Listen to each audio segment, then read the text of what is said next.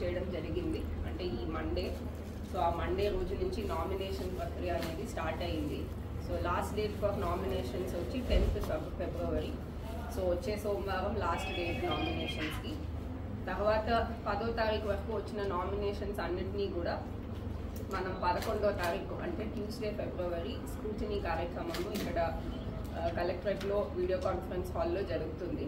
దాని తర్వాత మనకి స్క్రూటినీ అయిన వ్యాలిడ్ నామినేషన్స్ అన్నిటి నుంచి కూడా విత్డ్రా చేసుకోవడానికి అవకాశము 13 ఫిబ్రవరి థర్స్డే వరకు ఇవ్వడం జరిగింది. సో మనకి 13th February Thursday final list of contesting candidates అనేది సాయంత్రం ఆఫ్టర్ విత్డ్రాయల్ టైమ్ ఫైనలైజ్ చేయడం జరుగుతుంది. దీని తర్వాత మనకి యాక్చువల్ పోలింగ్ డేట్ వచ్చి 27th February and polling time వచ్చి మార్నింగ్ 8 o'clock నుంచి ఈవినింగ్ 4 o'clock వరకు. తర్వాత కౌంటింగ్ ప్రక్రియ అనేది 3rd March స్టార్ట్ అవుతుంది. యూజువలీ మనకి ఇదంతా బ్యాలెట్ పేపర్ ఎలక్షన్ కాబట్టి మనకి కౌంటింగ్ అనేది ఈజీలీ 2 to 3 days టైం తీసుకునే అవకాశం ఉంది. సో కౌంటింగ్ ప్రక్రియ 3rd March స్టార్ట్ అయ్యి 8th March లోపు పూర్తి చేయాల్సిందిగా ఎలక్షన్ కమిషన్ వారు ఆ నోటిఫికేషన్లో విడుదల చేస్తున్నారు.